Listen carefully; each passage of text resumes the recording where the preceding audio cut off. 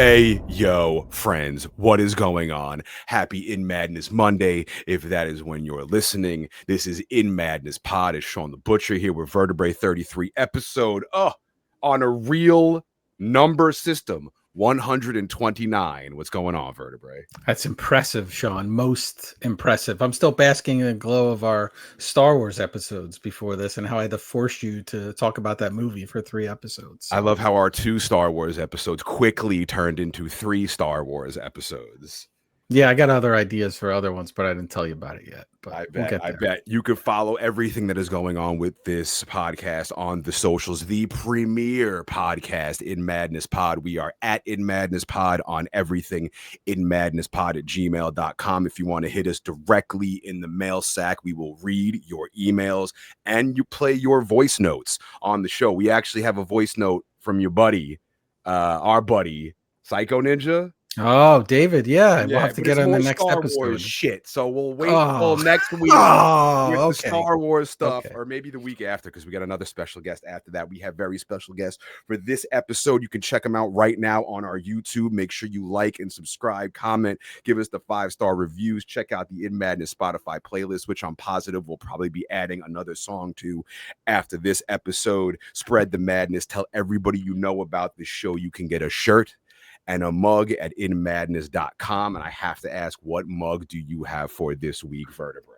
Well, we're going to continue the trends, Shawn, of Star Wars. So I've got the Darth Vader Father of the Year bug, which was a really good Father's Day gift. So there you go. Darth Vader as good as my new R2-D2? They sound very similar. It's kind of scary, actually.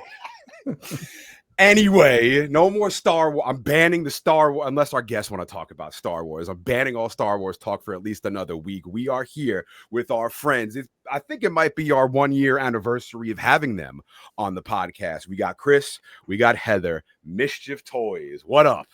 Hey, guys, what's happening? Thank for having us you back. for coming back. I'm so happy to see you guys again. And we got 3 weeks and counting. We're sitting here freaking out about stuff showing up and booth things. And I got Vertebrae texting me and he's like, I got these chains and I got this new setup and I got all this cool new stuff. And I got things you don't even know about yet. I love a good surprise. And I can't wait to see all that Mischief Toys has to offer for Comic-Con. But thank you very much again for joining us on In Madness Pod. Of course, happy to be here and super stoked. It feels like it's been too long, hasn't it? For real. Yeah. For real. We still got to have you on for a movie episode. RoboCop. Yeah. Yes, of course. We have to talk about how RoboCop shoots the guy's dick off. Yes. Talk about that. I want to discuss that. I want to long form discuss that scene specifically. Just that scene. The whole episode will be just that scene. Yeah. Well, with our new format, we could definitely do a whole dick shot off episode. We could. Are there other movies where this happened? I don't know. I hope. This is a Hell thing? Yeah. I hope. Yeah. It's kind of normal for this podcast to talk about, we'll have you on, we'll do this. And then I've been trying to get a sandwich from our buddies at Mission Sandwich, where Shawn has a sandwich named after him since we started the podcast. And that's 2.5 years ago. So we will eventually get to Brooklyn at the same time. I mean, I went last week. I told you to come with me and you were like, I can't, because I went to shout out to, what is it? Twisted Spine. It's a horror bookstore that opened in Brooklyn. And I really wanted to go to the opening weekend, but I am knee deep in drawing lots of lines on things, Shawn, to get ready for finishing prints and other things for Comic-Con. So my whole office is just stacks of stuff over here and over there and over there that I'm just swimming in. I'm sure Chris and Heather can tell us all about it. Although they have a really cool space. Yeah. Well, I just wanted to say really quick that Twisted Spine is the most metal fucking bookstore name ever. First off, that's awesome. But you're talking about our background here behind us? Yeah, and your space, but also you have a huge storage facility and all that stuff going on. We built a warehouse in our backyard like 2 lunatics. It's pretty nice. We air conditioned, heated it. It's got the whole shebang. But we needed it because we were putting product inside of our home in like a spare bedroom, and it just wasn't working. So we had to upgrade, and we built that. What was it, like 2 years ago now that we've had this thing, and we store all of our stuff in there, and we needed that. We did. Yeah, and sometimes It's if we get mad at each other, I can go sleep out there. There's a lot of lonely nights out in the backyard workshop. Yeah. I just sleep on top of cardboard boxes. It's great. You got a ghastly poking you in the ass. Well, that happens every night. But you know, it's funny. That's attributes you having that space and needing all the room attributes to just your fan base. Can we talk a second about your fan base? Because I watched the 2 years ago, kind of how everything went down, and then I watched last year, and lines and people at the end of the line dictating, okay, this is the end, the official end of the line, and I am blown away by it every time I see it, and also blown away by the fact that you guys remember people, because I am really bad at that. So it's a lot of like, hey bro, how are you? And I have no idea who they are, but amazing. I think I remember a majority of the people, not everybody, but I feel like we're both pretty good at that. In other words, Heather remembers some and I remember some. Actually, Heather remembers most and I remember just some. But it's a great fan base that we have. The community that we built obviously was created through our YouTube channel where we talked about collectibles. And then when we started Mischief Toys, those guys basically jumped on board with us. So we're really lucky to have sort of that built-in community already from the YouTube channel to start Mischief Toys. I was as surprised as you were last year. I don't know if surprised, maybe excited last year that we had so many damn people there. It was unbelievable, right? It was like a concert or something. So cool. I just, walking in each day, I was just like, people are already at our booth. What do we do? I know. It was so wild. It's such a good feeling though, because like, for all these years, we've been collecting toys since 2014. We started shortly after he and I got together. This will be our 11th year. Wow. Holy cow. Our 11th year being together? Being together and collecting. I cannot believe we're still alive. Thank you. Yeah. Honestly shocked. Wow. But I used to tease him all the time. I'm like, that is so nerdy. Why are you collecting this stuff? And then like, he had a day job where he would work like 9 to 5 basically, and I would work in the evenings. So like he would ask me during like drop days if there was a specific toy that he was going after. He was like, hey, can you go to whatever store it was and pick something up? And he was like, well, you got to get there sort of early. So get there like a half hour, an hour before they open. I'm like, what?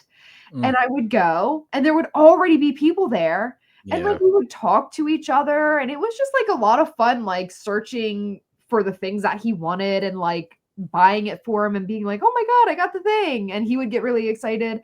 And that's what sort of like brought me into the world of collecting, was like getting to know people and the feeling of it. And then all of a sudden I just decided one day I'm going to buy a collectible. And I remember when it came in and I opened the box with a pen. And I still have the figure, but on the top of the box, it has like a pen mark from me opening like it came in like an Amazon box or whatever. You being a noob. Yeah. I thought you were going to say the pen exploded all over the figure before you opened it. I was like, oh, this is a terrible way to start collecting. Might as well have, because you put a big ass pen mark in the damn thing. Yeah. But I just, the feeling of like getting that new thing and like deciding where on my shelf it's going to go. And like at first it was sort of like, okay, we're keeping everything in boxes. And it was just like a bunch of like clunky boxes stacked on each other. And one day I was like, you know what? I'm just going to pull these things out of box. And I love them so much more seeing them out of box. But like, I don't know, it's like a weird feeling that you get like collecting this stuff that I never thought that I would be into. It's a slippery slope. Yeah, it is. And it is really cool. And the reason I'm telling you this story is because every single day that I wake up, I'm like scrolling Facebook. We have like an Instagram page where people tag us in pictures and stories. And we have like the Facebook group and just friends on Facebook that'll post pictures of all of their Mischief Toys figures. And I'm like, man, like we are bringing these people the same feelings that we felt as or that we still feel as collectors, but like as a newer collector, it feels a bit different, you know? Yeah. Now I'm sort of just like, oh, here's a new thing. Yeah. Yeah. I think now that the fact that we're the guys making the product and selling the product, we've sort of become different collectors, whereas we used to be hungry for everything, but now it's like we're hungry to make the next thing. And we sort of made a transition into being actual toy makers, if you want to call us that. But boy, I got to say, it's probably the most fulfilling thing I've ever done in my whole life. This Mischief Toys thing has been fucking awesome. And look, along the way, we got to meet you guys, team up with Vertebrae33. I mean, we're doing some really wild shit. And this year in New York, I'm super, super stoked, which I don't know how much we're going to talk about, but we're doing something with Vertebrae33 this year. It's going to be awesome. I'm so excited. What a talent, Vertebrae33. We work with a lot of artists, but fuck, dude.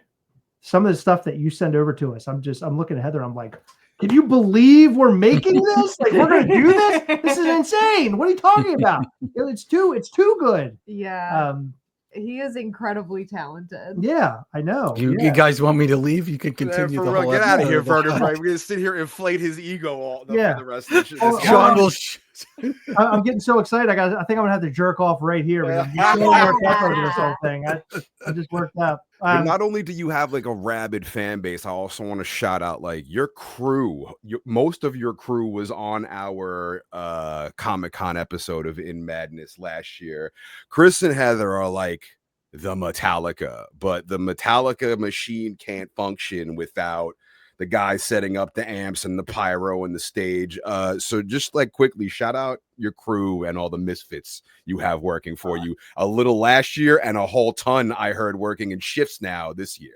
Yeah, they are incredible. We have like regular guys that we have, and then we have like Nick, Brian, and Sam have been on pretty much every crew for the last they've been a part of everything. Yeah, but then we have like new guys that'll come on occasionally. Like one of our friends joined us in Pittsburgh earlier this year, and he's coming to New York with the big crew. Another guy, his first year at New York Comic-Con was last year with us, and he's coming back this year. And we have a couple people that we've never had on before, and we're really, really, really excited to have everybody back. And what's really cool about it is not only are they like working for us, sort of, I hate saying that because I mean, they are going to be doing work, but like they're some of our best friends in the world. And that's what makes it even cooler. Yeah. They're really great guys. And to step up and say, you know what, I'm going to go to New York. Some of them, one guy lives in fucking California. Two. He's like, two of them. Oh yeah. Two of them. They're like, oh yeah, we're going to come from California. We're just going to come. We want to help you. Like, I want a couple of figures. That's the payment. I don't want I don't want you paying me anything. I'm just like, what? This is insane. Like to fly across the United States and, and to come and help us. But that just goes to show you just the type of people, like you said, that are so great that surround us. And I think that's what makes Mischief Toys so great, is that we have this really tight community of friends, which builds our community. And they follow us wherever we go. This is the year that we've been to more conventions than ever, like in person doing stuff. I'm tired. I'm tired too. It's funny because the entire year we have literally been on the road. So y'all did a road trip, right? You did a cross-country road trip. We sure did. We were asked to go on stage at San Diego Comic-Con for kind of a bigger toy company. And they wanted us to come up and speak and talk about Mischief Toys. And it was wonderful. I felt like a true rock star. We went up there and I had a robe on and I had these big slippers, looked like ghastly feet. And he said the F word when it was I said, family friendly. I said, make some fucking noise. And then I apologized. But it was great because I can't, I'm not a guy that can be in front of an audience. Because I get really nervous. And he doesn't get nervous. He gets crazy. Make some fucking noise. There's like 500 kids in the room. Energy. You can't help but drop F-bombs when you got 500 people screaming at you. There's like kids today saying, make some fucking noise, Dad. They should do because of the big dumb idiot in the Hugh Hefner robe at that one event. Thank God they were loud because I was farting the whole time. I'm nervous. I'm gonna shit my pants while I was up there. The craziest thing about that, by the way, is that we got off stage and then we were called back up. It was almost like a Carson thing. You know how Carson used to bring the comedian up and talk to him? It was sort of like that. And we talked to the guy he's the founder of Funko, the big company. And now he has his own toy company. So when he pulled us back up to chat with us, I was like, after I got off stage a second time, I was exhausted. I was fucked, like super fucked. My stomach hurt. Like, I've never felt like a weird feeling like that in my stomach before. Well, so immediately I needed a pee and I needed to have vodka and diet. Immediately, I said, I got to get. It's time to get. That's your drink, vodka Diet Coke. I'm more into whiskey, but at the time I just had my vodka diet. So I run out of there, and so I walk up to these two really big guys, and they're at like some door. I don't know where I'm at. It's like just a sea of people and chairs everywhere. And I walk up to these two guys, and I was like, I need to get a drink. How do I get the fuck out of here? And the guy's like, follow me. And he opens his door, and it walks us through this kitchen. And now I'm like in this kitchen walking around, like, where the fuck are we? Goodfellas, yeah. And then exactly. And then we go around the corner, and then in the chairs is DMC from Run DMC, Gabriel Iglesias, Fluffy, the comedian, and like, Joe Coy was sitting there, and then some like other people. And I'm walking through the room as I'm seeing them all sit there because they were a part of the show too. And I walk by and I go out this door and they slam behind me. I turn around and now I'm in the lobby getting my drink. But it was such a weird thing because I kind of wanted to run over and be like, "Hey, guy!" I'm glad I didn't. I'm very glad you didn't. It would have been so embarrassing. I got this big robe on. I got these horns on my head. I got fucking weird feet. I'm telling you, this would have been, I feel like, the best time to do that. Oh my God. Can you imagine? I fall. Can you imagine I fall? Fluffy's trying to pick me up off the ground. I forgot about the slippers you were wearing. He was wearing these big, fluffy red and black slippers with monster claws on them. It was the most nerve-wracking shit getting ready for that, by the way. We went in for a rehearsal. The founder of Funko basically said, "You guys are much funnier than this. Don't read all." We had cards. Don't read off your cards. Fuck the cards. He's like, just go in there and just say your thing. And I was like, oh my God. So Heather and I, we went back to our friend's hotel and we started going back and forth. Like, what are we going to say? Kind of a gist. And we talked and talked and talked and talked for like 2 hours. Like what we were going to say. We got there. We got on stage. And motherfucker, we were on fire the whole time. I mean, we were ready to go the whole time. We were amped the fuck up. I was up there making some fucking noise like a maniac. It was awesome. It was so great. And the worst part about it is that the Funko guy, the founder of Funko, he told us at the rehearsal, he goes, "This room is going to be full of people. It's 1,700 people." He goes, "I just want you to know," and he kind of walked us over right here, and it's like this section right here is where all the major toy industry people are going to be sitting.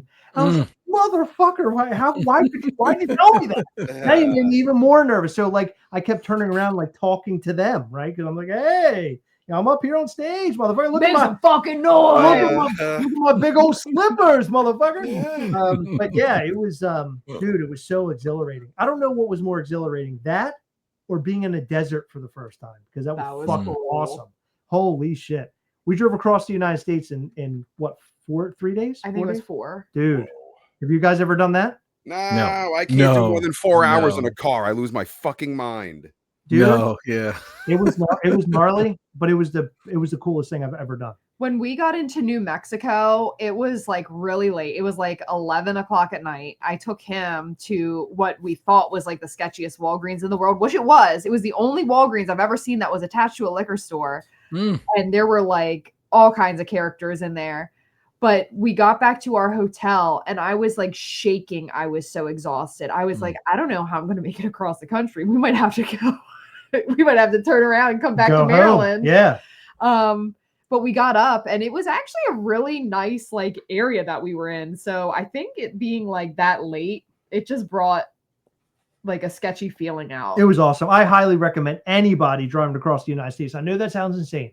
I know it does. Insane. But it is so much fucking fun, especially if you have time. I told Heather next time I do it, I'm going to do it in a month and we're going to see everything. We literally, we left on a Friday and we came back on a Friday 2 weeks later. Yep. Yeah. That's crazy. And 11 years you're together and you both made it back from the desert after driving in a car for there's a lot of holes in the desert.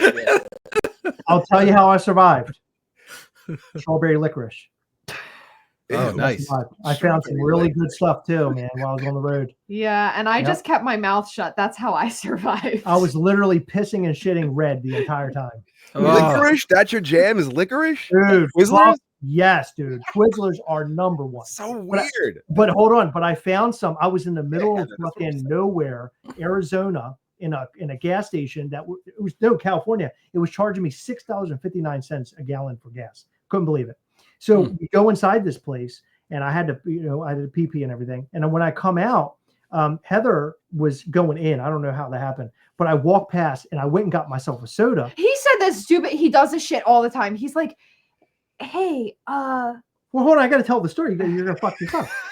Why would you jump in the middle of the goddamn story? What's wrong with you? It's my biggest pet peeve. I go up to the counter. I got my soda, and this woman looked like she was ready to fucking kill somebody, and she built like a wrestler.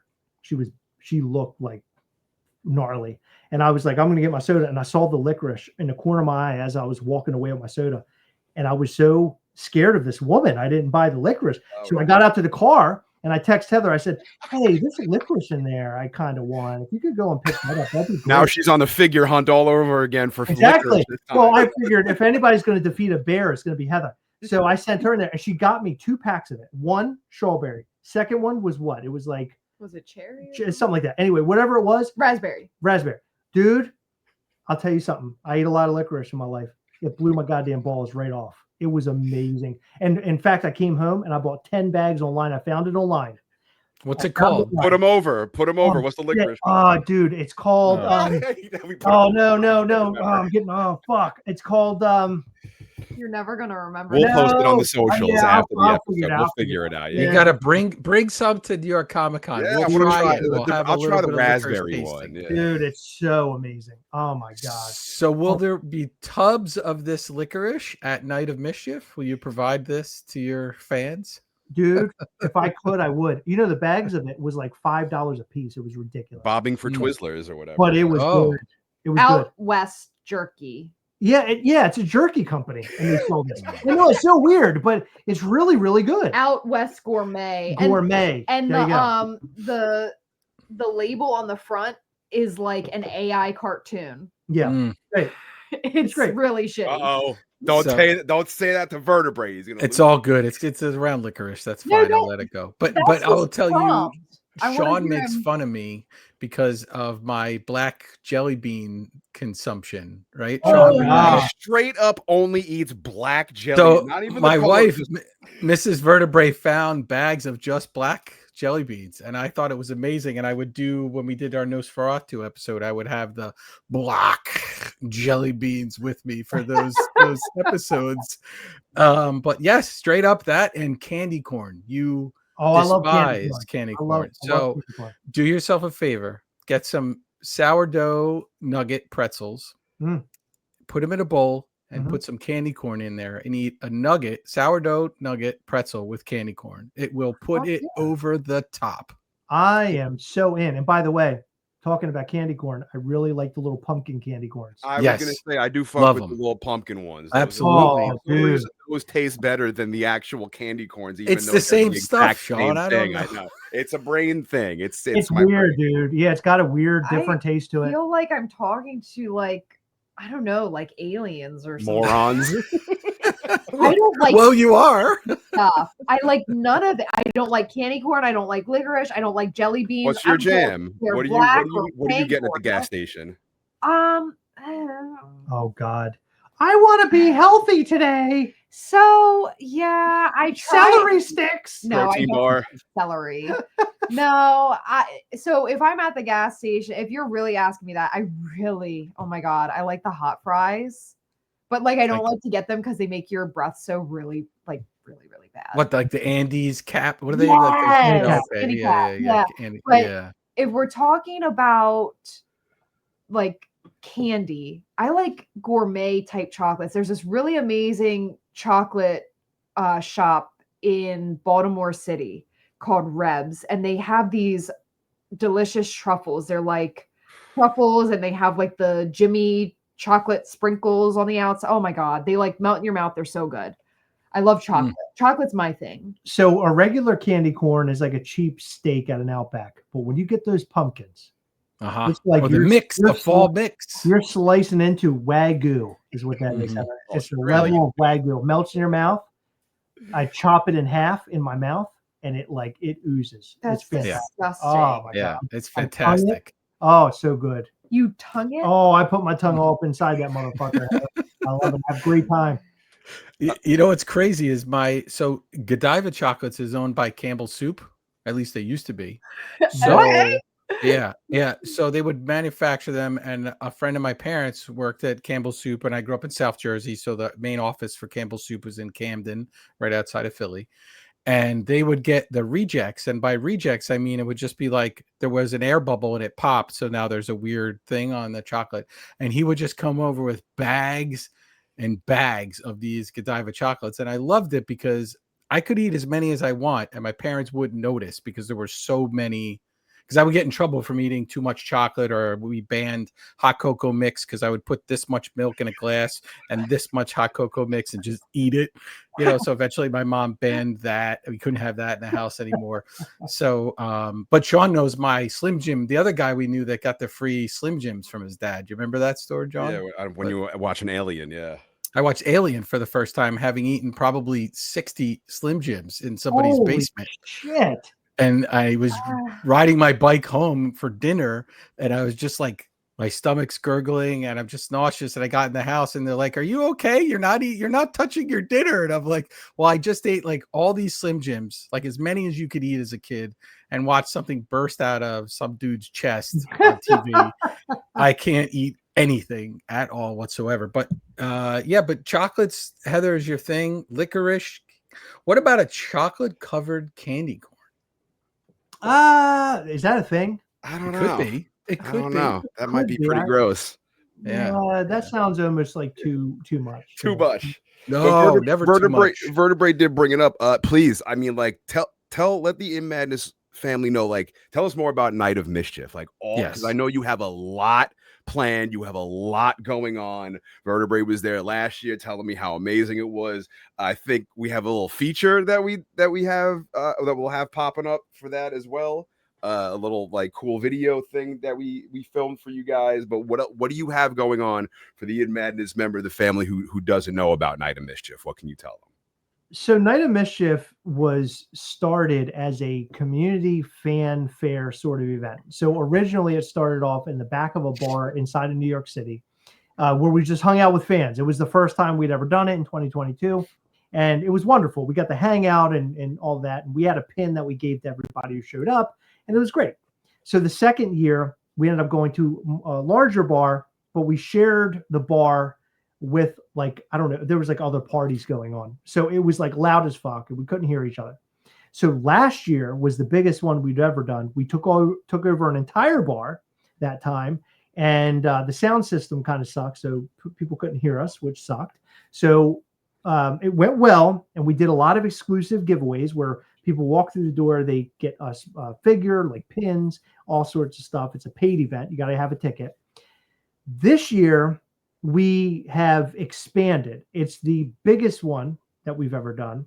It's a greater venue as far as I'm concerned. Yeah, the venue's super sick, and they'll be able to hear us, and they'll also have seats, because that was a problem last year. Yes. There were not very many seats. What's the name of the venue? We can't say. We don't have that info yet. Okay, yeah. Never mind. Yeah, we can't say. Okay. But because it's ticketed, and we just don't want people to show up trying to get in. I don't know. Make it Forget weird. I asked. Yeah. But it's going to be great, and it's going to have there's going to be a lot of excitement there, and things that we've never done before, which we can't talk about here, because Night of Mischief is supposed to be sort of, you walk through the door not necessarily knowing what's going to happen. We set up something, video. We show promos. Vertebrae33 most likely will be in one of the promos. Actually, Shawn, I think, is in the promo too. But yeah, we're doing that kind of stuff, giveaways, exclusive giveaways while we're there. Giveaways meaning that we give away like prototypes of our figures and stuff like that. But there's so much, and I think that Shawn is real. I don't know if you're going to stop by, Shawn, but I think you would really love the vibe of it. And I can't get into that, but I think you're going to love the vibe of this event if you show up. It's going to be hardcore. And I told Heather, I said, you know, we got to go big. And I want people, when they're there watching this and receiving the items and everything, just feel like this is the coolest fucking thing I've done, like, ever. That's what I want, people walking out with their minds blown from this. And I think that we have planned and scheduled an event that will do just that. It's going to be fan-fucking-tastic. This year, by the way, we did something called Day of Mischief, which actually happened during the day, which was great. And it was in our hometown. We had people come from all over the United States. One guy came from Puerto Rico. Mm-hmm. They all came in. They attended the show. And it was wonderful. We put on this really great show because we're local to the venue. We were able to set it up the way we wanted. It looked like you're in a like a cult meeting sort of look, real dark and atmospheric. It was fucking wild. The whole thing was wild. And so when Heather and I were looking at Night of Mischief, we're thinking, how do we upgrade Day of Mischief? Day of Mischief was so epic and on a level that we've never achieved before. How do we raise that bar with Night of Mischief? And Heather was like, here's a couple things you can do. Here's a couple of things. We're going to do these things. And I said, Heather, I don't know if we can have strippers at this thing. Hey, we're going to try. We're going to see. If we got to get some titties in there, that's fine by me. But that's where Shawn comes in. Shawn, is this my connection to this thing? Is that how this happened? Of course, that's why. Why do you think you're invited? But it's going to be great, and I think truthfully we're going to blow the doors off this place. Man, it's so hard for me to talk about this shit because I just want to say what it is, you know, because it's so exciting. But I will be filming the entire thing, by the way, like in some format. I'll be filming. You will? Well, partially. I got to do some POV shit, but. Yeah, we film a lot of our stuff and we post it on our YouTube channel, Gasselcast. Sometimes. Yeah, when we can. Well, you know, Shawn, they filmed last year's New York Comic Con, and I had like a speaking part in the film. Oh, Vertebrae's favorite. My speaking part was so bad that they never released the documentary. They cut the whole documentary. They cut the whole thing. They were like, "Get this guy out of here." We get asked about that all the time, and the problem with that documentary was that somebody else filmed all of it. And it's been so hard for me to edit it. So I promised the fan base that I will edit that one and get it ready and out sometime probably in 2026. But 2028. I will have this year's completed because I am filming a lot of POV stuff, which will make it much easier for me to edit for sure. Yeah, he was having a hard time. He explained to me, he's like, this is from someone else's point of view. Like, I can't tell a story like I normally do. So this is completely foreign to me. And on top of it, something happened with like the audio you were having a hard time with. Yes. I don't know if you solved it, but yeah, that has been something that's been weighing on the both of us, but I'm really excited to finally see it after this year's New York Comic Con at some point. Fuck yeah. It's going to be the year to watch it, though. I think this year is going to be the great. You got to give Vertebrae another uncomfortable talking part again, so he has to get back to that. We are. We so are. We're so going to do that. And Shawn, you have to show up too. Yeah, I'll be in the background just bugging Vertebrae. I won't say a word. I'll just do everything I can to distract him. Shawn, you know my move in those situations, Shawn. You know what I'll do. I'll just leave. I leave shows left and right. You turn around to say goodnight, and I'm already long gone. Well, you stayed at E-Town, man. You stayed at E-Town. I stayed at the E-Town show. I did. I stayed for their whole set at the E-Town show. But fucking you know, concrete. Yeah, Chris, you commented on that. You're big E-Town fan? Oh, dude, I dated a girl from Jersey, and she got me into all those bands. And E-Town Concrete was like my favorite one of the ones that she had like kind of Jersey Kings, man. Yeah, dude, they're so fucking awesome. Oh my god, we had them out here on Long Island. Vertebrae didn't even pull his ninja vanish into the smoke and leave 2 songs in. The show ended, the crowd dispersed, and there was Vertebrae standing in the middle of the room. I was shocked. No shit. End of the night. Yeah, that's what E-Town does to people. What did I say to you, Shawn? You asked me. He in the most like ironic, unfun way. He was like, I'm having a good time. That's awesome. Well, there was not a lot of people right around me. You know, I could just have my drink and be left alone. It was fantastic. But good time. So can you give us any clues into what you guys have going on for Comic-Con? So this is probably going to be the best year ever for us. I'm going to say bigger too. And the fact that we've done this now for 4 years, and this is our 4th year, correct? No, 5th year of doing it. Am I right? Fourth. Okay, 4. No, is it 4th? Yeah, okay, 4th year. So our 4th year of doing it. So we've learned a lot along the way. The first year that we went to New York Comic Con, for those, most of who's listening to this won't know, but Vertebrae, if he doesn't know, we were a part of a booth on our first year. And they wouldn't allow us to stand in the booth. We had to stand in the walkway to sell our shit. Oh. And it was the most horrible experience ever. And I turned to Heather in that moment and I said, this is something that we'll always remember, because you got to start off in a very shitty place, and then it'll feel much better as you're working your way up, right? Because you know what the bottom is now. And then what the top is going to be is what we're doing this year. So over the years, we've learned like all the different tactics and how to set up the booth and what makes people happy, what makes people like turn away or maybe not want to come and see the booth. We got lights this time. We're going to shine the place up.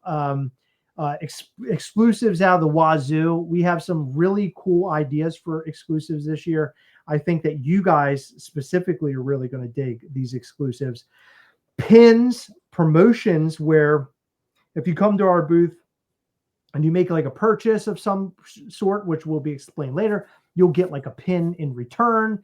And then there's a full set of those pins. We have our friend, artist Michael Doran will be there doing artwork there as well.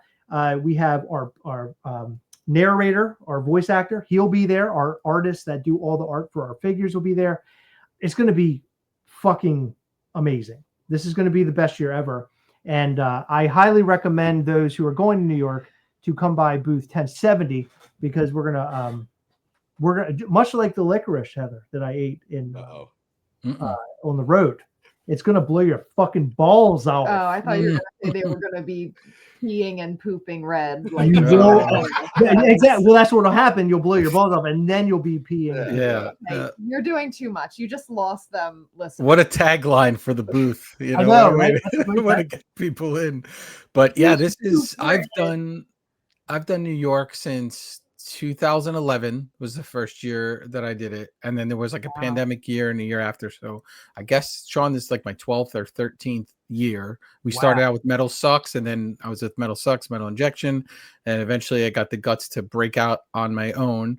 But hands down, the best neighbors I ever had were Mischief Toys. They were across from me the first time, and we kind of like I always, Shawn knows this, we have the whole thing with the playing the music at the booth. Were they the only ones who didn't complain about the music? Yes, yeah, pretty much. Oh, I love the music. The sticker lady next to me was mildly annoyed. I think last year the guy with all the potions and the tea people or whatever were very bothered. I think they might be there again. They were very bothered by me. But I always do the same thing to them. There's a decibel level that you're allowed to maintain your booth at. So I just let them know kindly that if they have a decibel meter and they would like to give a reading, then we can decide whether I'm too loud or not. But I don't think it is. Where do potions come from? The teas, I think. Oh, the teas. Yeah. Whoever whatever Lord of the Rings guy was. Oh yeah, he was dressed up. Yeah. The tea guy. Yeah. And I just remember that I was getting like reprimanded by somebody in like wearing a robe and sandals. Yeah. Yeah, exactly. Yeah. Well, Jesus was yelling at me. The year before last year, when we were across the way from each other, the guy next to our booth got like really angry because we had a line, and he said that it was covering his artwork and no one could see it. Yeah, he screamed at me. And then I had that guy and a New York Comic-Con dude both screaming at me, and I didn't know what was going on because we had this huge line, and I was like, "What are you saying? I don't understand." I mean, that's what they're mad about. Clear, it has nothing to do with. That's what they're mad about. 100%. And I was like, "What do you want me to?" I'm looking at the New York Comic-Con guy. I'm like, "Look, we're trying to follow the rules. What do you want us to do?" And he was yelling things at me, so I connected him with one of the guys that was working the line. I said, work with him and figure out this whole line thing. And what they ended up doing was taking our line and going down near, like, remember, it was like 3 aisles over near the bathrooms. Yeah, it was crazy. And then so our guy literally had to like shuttle people to our booth. It was fucking insane. But last year, we're going to be in the same place as last year. And we have more than enough room to house people like in line, which is great. Yeah, which is great. Get those movie theater and airport, the poles with the little pole straps, and just make your own little like. Yeah. Well, the thing is, Shawn, they'll do this a lot. They'll say they want to help you, or they'll be upset if you clog the aisle or whatever, like Reed Pop, but they won't. Years ago, when we did it with Metal Sucks and Metal Injection, and we had D. Snyder at the booth, we told them, listen, D. Snyder's coming to this booth. There's going to be a lot of people. He's on the Today Show in the morning, and then he's coming here after. And they didn't do anything for us. And then we got overwhelmed, and it was my friend playing bodyguard and my wife directing the line so everyone could stand in the middle and not block anybody. And then the next 2 days, every morning, they drive by in the little cart and stop at the booth and be like, hey, how can we help you? Do you need any security needs? I'm like, no, that was 2 days ago. Like, he's long gone. But, you know, there's nobody here. We're not getting a line like that. But I had told them specifically, like, hey, I don't want to block anybody. What's the plan for this? Because we're going to block people's booths, and I don't want to cut into sales. And they're like, oh, we'll be fine. And then we started getting complaints, and the neighbor yelled at me. So that year I had noise complaints and line complaints. Comic-Con beef. Yeah, we had Comic-Con. I've been begging for podcast beef, Shawn, and we never get it with anybody, but I get in-person Comic-Con beef. And I will tell you, podcast at the Comic-Con. Yeah. Oh, maybe we should I can piss plenty of people off there. Yeah. I will tell you this though. I will have beef at New York Comic-Con if anybody bothers Chris and Heather.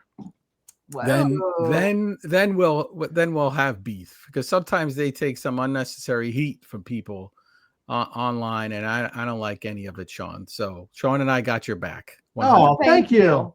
Yeah, people get very angry with us because we are very blunt and honest about the collector community, specifically around Funko, and we call their bullshit. And we've been very lucky in the fact that people will feed us information that's really going on behind the scenes at Funko, and people, for whatever reason, don't like that we're giving them the news. It's really strange, isn't it? It is weird, but we're on here as Mischief Toys and not our YouTube channel. But I find it really interesting this is being brought up, because about a week or two ago, someone had made the most ridiculous comment ever. They said, well, they run a toy company, so they only talk badly about Funko because they want to make Funko go under and their toy company to succeed. And I'm like, you can't even compare us to Funko. We're completely different. We don't really do much licensing. We've had one license so far. That's it. But we've produced, like, I think it's been like 60 or 70. What was that license, Heather? It was Guaw. Fucking Guaw. My favorite band ever. Guaw. Oh, yeah. But I was just like, what would even make you say that? And we were talking shit about Funko like long before we even dreamt of having a toy. Like, I thought we were going to be making like 1 or 2 toys, and it turned out to be like a lifestyle, right? Mm-hmm. So, like, how on earth? Like, that is just the most ridiculous thing anybody could possibly say. Although I can see why they would think that, especially if they don't watch our videos. I feel like in our videos, like, we're very neutral, but our thumbnails are always really hardcore. Yeah, I make them hardcore on purpose because I need people to click that motherfucker. You know what I mean? And they do. There's no fucking around with that. People get mad about that. They're like, your thumbnails are too aggressive. I'm like, I don't give a fuck. Everybody who does nothing likes to comment on everything. Of course. Yeah. Absolutely. Listen to Shawn. You know what? We need to record that soundbite. I'm saying, like, the first issue is going into the comments. Like, that's like a minefield I would never even go into. I just look at the numbers and like watch them go up, but like, no, like, engaging with these fools, never. You mean, Shawn, is that reminiscent to me arguing with Midjourney or one of these other AI computer? These are actual people. I have repeated arguments with AI online, and he's fighting, Heather. He is fighting with Midjourney. Yes, he's having arguments with Midjourney. I am. I'm doing it. I don't care. I'll tell you what, though. I'll tell you what. Fucking Google Gemini, that's my bro. I gotta say, I love Google Gemini, not for art or anything, but I love it because I ask it questions, and in fact, I ask it sometimes for titles to my videos, and it spits them right out like you wouldn't believe it. God, talk about aggressive. AI is more aggressive than me, that's for sure. But I use it every once in a while because I need it for shit like that. We know this because we know what happens with Skynet and Terminator. So that's right, exactly. We're headed that way before we know it. That's how it starts, and then it starts planting things in your brain, after it. But so now I'm waiting for Google Gemini to come and kill me. We'll see what happens. We'll see how it all plays out. So before we let you guys go, we don't want to keep you too long because you've got other videos to record, and I'm sure you have orders to pack, and you got a lot going on. We talked about music last time you guys were on. What are we currently listening to right now? What's going on for music for you guys? You don't want to ask me. Oh, well, I know. Give us something weird to put on the playlist, something bizarre. I will guess that Heather has been listening to a bunch of Taylor Swift. I am preparing to enter my showgirl era. I don't even ask me how, but I became like a major fan of hers somewhat recently. It's been in the last like year and a half or so. I am like so in love, not just like her music, like her music's great. And no, it's not all about breakups, but just the way she like presents herself, the way she like it's a whole business. Like it's just brilliant, and I just think that she is a great role model. I appreciate how passionate you are about this. Yeah. If you were just that passionate enough about me, that would be good. She goes out before these damn stores open to go toy collecting and you put her out.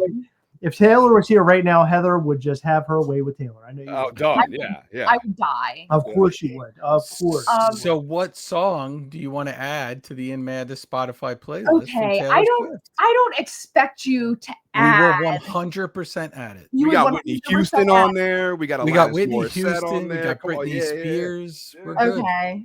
Okay. Let me try, Chris. It can't be my favorite Taylor Swift song. I don't like that one. Oh, come on. He likes Karma by Taylor Swift.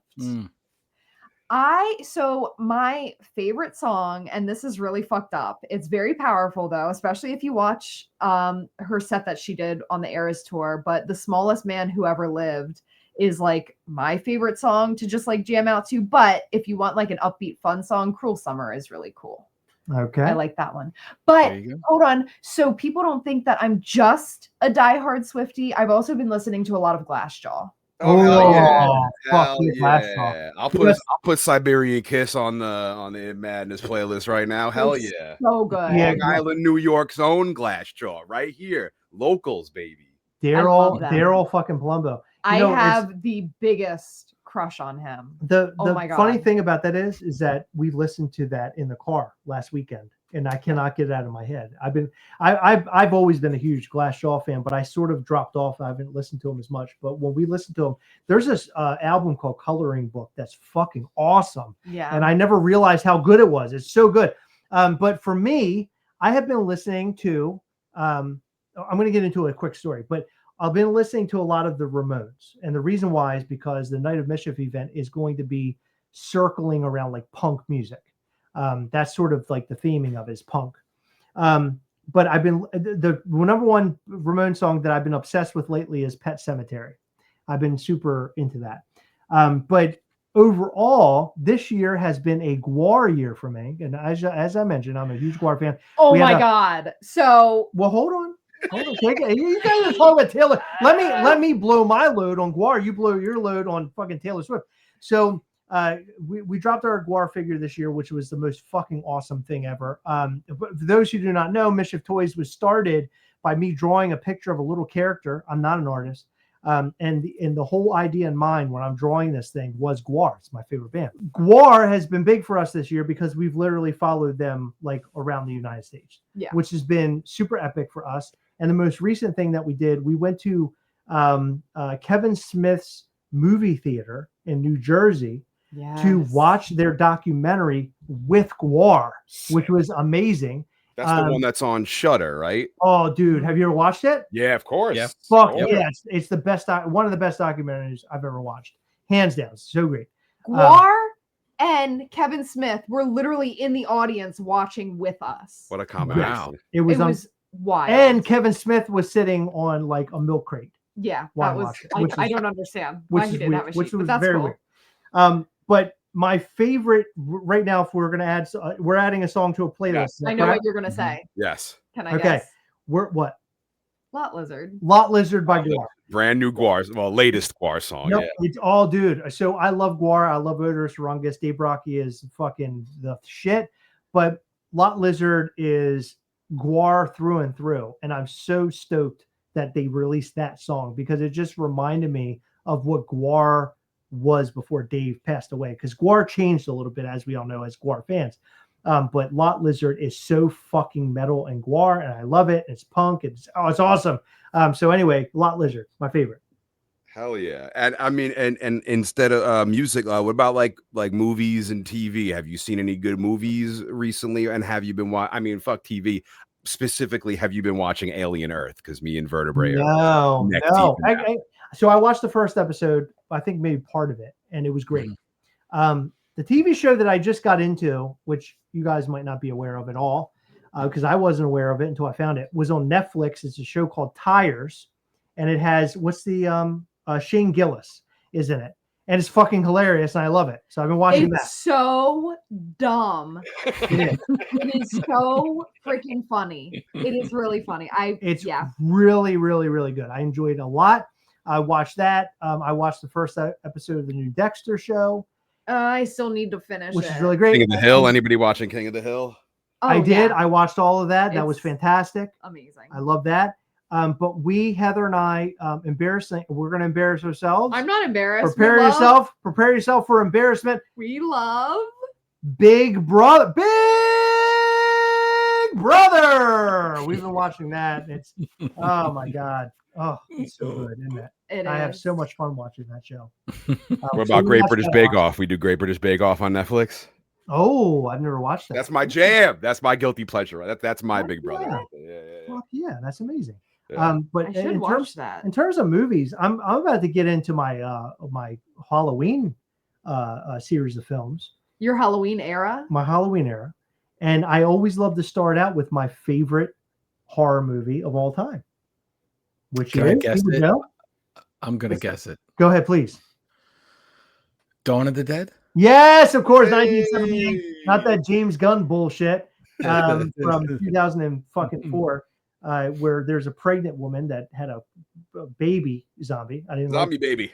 It's fucking horrible. That sounds fun. But the zombies ran. Oh, I don't like running zombies. Running zombies. So Shawn, I can't say this out loud yet, but I'll let you know that I am doing something zombie related that will be at my booth this year. Zombie movie related. Yes. What the fuck? Well, I'm going to tell you right now. So if you're trying to give me a boner, you just did. Job well done, my friend. Yeah, you did it. Your job's done. I need whatever that is. And I will wear it. I don't know what it is, but I don't give a fuck. Everybody's got a lot of surprises this year for Comic-Con. I don't know a damn thing he's got besides those Terrifier hoodies he's been posting all over. Oh, fuck yeah, because that's literally the only thing I'm allowed to post right now. So I'm just like, I have to promote something, but the other stuff should be, by the time this drops, Shawn, Monday, we're on Mondays, one thing will be announced and we'll be leading into the second thing, and then there'll be a third thing that gets announced, and then there's a little surprise for you that you don't know about yet. I love surprises. Comic-Con season. We got a lot of Comic-Con promo back to back here. So all my friends right now are talking about the Terrifier shit that you have, and they're all stoked. So expect a line at your booth. Yeah. Because all of our guys all of those guys will be over there buying that Terrifier shit, bro. They're so excited. Shawn, I love the fact that they brought more employees, right? And shift work too. So I could sell them stuff at different times as of the shifts rotate. Bring them all in. Bring them all in. You can sell in shifts. That's amazing. You know, last year you had that big line, and I went out there and I had some In Madness shirts, and I was like, and your guys are working the line, and I was like, I'm gonna throw some shirts out to people, and I was just like, here's medium, here's large, whatever. And then I forget who it was. One of the guys that works, he was like, you're going to start like a riot. Like you just went to this line and they're waiting and you're throwing free t-shirts at them. And sure enough, like I only had a few, and then I kind of look over my shoulder and there's just like more hands in the air, like, hey, I'll take a free t-shirt too. So I'd like to think we got at least one listener out of that. Yeah, no, I'm sure. Awesome. I'm absolutely sure that you did, because I've heard people talk about it. So that's awesome, man. And that's what it's all about. Heather and I have always been about like kind of the guerrilla marketing, right? So it's whatever we can do to pull new people in. And when I'm at the booth and that line winds down, I'm just sitting there like a fucking just a whore. I'm just trying to sell as much as I can and talk about Mischief Toys, because I'm so proud of this. I'm so proud that Heather and I have worked together, band together as husband and wife, and we did this together, and we're still doing it, and we're killing it. And I'm proud of Heather, because Heather puts in so much fucking work into this thing, way more work than me. And she murders the fucking game every single day. I always get really awkward when you say stuff like that, because I don't know what to say. Like, yeah, you're right. Like, yeah, I do murder. I do murder. Thanks. Yeah. I already know. Her head gets a little bit bigger every time I do that. Yeah. As you can tell she has a pretty big head. I'd rather do it for Heather than we're sitting here praising Vertebrae33 and making his. Yeah. Shawn doesn't want to do that. Let's praise Heather and all the ass that she's been kicking for Mischief Toys and your guys' whole crew. Make sure you come through to New York Comic-Con, Jacob Javits Center. What are we like? 3 weeks away? Is it a month away? We're like a month away, or less than a month away. Less than a month. Yeah. Make sure you come through Vertebrae. You know the number of your booth? 1074, right next to Mischief Toys. I'm posted up. I don't know if Michael Doran's going to be on the end as well, but last year watching that dude draw in your booth was amazing. He's incredibly talented. We've since then have messaged online together about different things. And so it'll be awesome to watch him draw again and kind of take it all in. But we'll be right there, right near the tea people, Shawn. We're going to be near the tea potion. Yeah, look for the potions and the guys in rows. I don't know if they're there, actually, but I would love to. Are there any give us like all the plugs for the socials and everything? Oh, yeah. So follow us on Instagram at Mischief Toys. Go over to mischieftoys.com. Sign up for our newsletter to find out all the brand new information you need to know about Mischief Toys. And then also, if you want to check out our YouTube channel, you like collectibles, go over to youtube.com/Gasselcast. And then also follow us on Instagram at Gasselcast, which is GASTLECAST. It's Gassel, like a castle, like a king's castle, but has a G in front of it. The reason why it's named that is because our last name is Gast, and our character from Mischief Toys is Ghastly. Do you guys see a pattern? And we call our house/castle the Gassel. That's embarrassing. Why would you do that? Don't bring that up.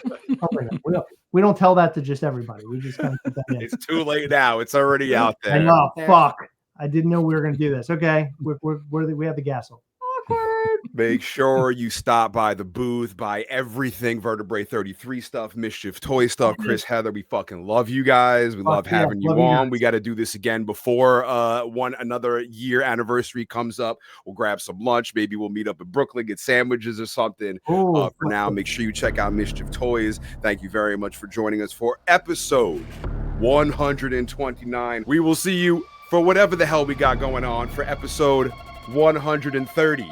Much love, Mischief Toys. Much love in Madness Pod. We will see you next week.